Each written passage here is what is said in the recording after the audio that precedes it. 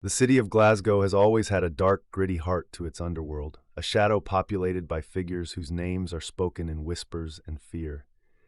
But few names in modern Scottish crime history carried the brutal weight and reputation of Mark Clinton. To his associates, he was an enforcer, to the police, a menace, and to the press, he was dubbed simply Scotland's most dangerous man. Today, we pull back the curtain on the life and crimes of Mark Clinton, charting his rise from a Glasgow hard man to a central figure in the city's notorious Gangland landscape. Mark Clinton was born and raised in Glasgow's East End, an area long associated with working-class grit and, for some, the necessity of violence. The path he chose led him not to a career, but to the murky world of the gangland, earning a reputation early on for an unwavering willingness to use extreme force. Clinton wasn't just a heavy, he was a self-styled professional in brutality. His persona became legendary, fueled by his own chilling admissions. In a 2005 Channel 5 documentary focusing on Glasgow's underworld, Clinton delivered a statement that defined his terrifying mindset. Pause for impact. He claimed that stabbing someone was the easiest thing in the world to do. This wasn't bravado, it was a deeply ingrained worldview. He even displayed the permanent evidence of his violent life, a body covered with wounds, including an astonishing 18 separate stab scars. The most serious charge to ever face Mark Clinton came in 2003, and it centered on the death of rival gangster Billy McPhee.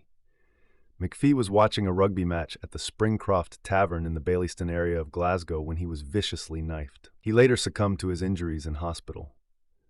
Mark Clinton was swiftly accused of McPhee's murder. The charge placed him at the heart of one of Glasgow's most significant gangland killings of the early 2000s, elevating his profile from a feared enforcer to a prime murder suspect. The eyes of the entire Scottish justice system were now on him. But in the chaotic, coded world of gangland Scotland, justice is rarely straightforward. When the case finally came to the High Court in Glasgow in April 2004, the proceedings took a shocking turn. Just one day into the trial, the prosecution's case against Clinton collapsed. The official reason? Key witnesses failed to identify Mark Clinton in court. In the tight-lipped culture of the Glasgow underworld, this was classic intimidation, a code of silence enforced by fear and loyalty. Clinton walked free, a technical acquittal that only solidified his untouchable reputation on the streets. For Clinton, it was a victory. For the authorities, a frustrating example of the power organized crime could wield over the rule of law. He was cleared of murder, but his name remained permanently linked to McPhee's death. Despite escaping the murder charge, Mark Clinton couldn't stay out of trouble for long. In the same year, he became a free man. The documentary featuring his brutal quotes was released, placing a massive target on his back.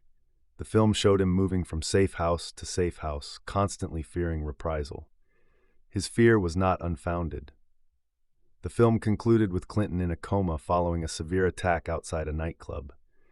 He was a man living permanently on the razor's edge between life and death. That life finally caught up with him on a less dramatic but equally serious charge. In December 2005, Mark Clinton was caged for 6 years for carrying a knife and threatening building site workers. This time, there was no escaping a custodial sentence. He served his time, a life behind bars being a familiar routine for a man who had spent much of his adult life incarcerated. He was initially freed in 2009, but the cycle of crime quickly pulled him back. He was jailed again for breaching his license conditions by mixing with known criminals. When he was finally released again in November 2010, Mark Clinton had spent decades in and out of the Scottish prison system, always returning to the shadow life that had first made him famous and then infamous. To understand Mark Clinton is to understand his connections. He was frequently linked to the more powerful and equally notorious figures of the time, most notably Paul Ferris. Ferris himself was interviewed alongside Clinton in the Channel 5 documentary. These associations were crucial. They placed Clinton firmly within the power structure of the Glasgow underworld, a world of feuds, debts, and deadly retribution.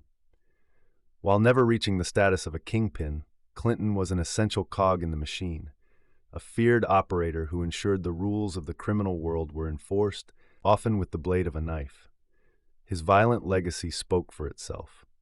Aside from the charges and the notorious quotes, it was the persistent threat he represented that cemented his place in Scottish crime lore. For many years, Mark Clinton wasn't just a criminal. He was a walking symbol of the casual yet lethal violence that plagued the city's gangland. After his final release from prison, Mark Clinton retreated somewhat from the intense glare of the media, though his reputation never faded. He spent his final years in the relative quiet of Paisley, Renfrewshire. In January 2019, the tumultuous life of Mark Clinton finally came to an end. He was found dead in a flat in Paisley at the age of 48. Perhaps surprisingly for a man who courted danger his entire life, the police quickly confirmed that there were no suspicious circumstances surrounding his death. The man who had been feared across Scotland for his capacity for violence was not taken by a gangland rival, but by an ending that was private and undramatic. A report was sent to the Procurator Fiscal, and with that, the book closed on the life of Mark Clinton, the brutal enforcer, the accused killer, and one of the most frightening figures in the modern history of Glasgow's true crime story. Thank you for watching. What do you think cemented Mark Clinton's reputation as Scotland's most dangerous man? Let us know in the comments below. And don't forget to like this video and subscribe to The Crime Reporter for more deep dives into the world of true crime.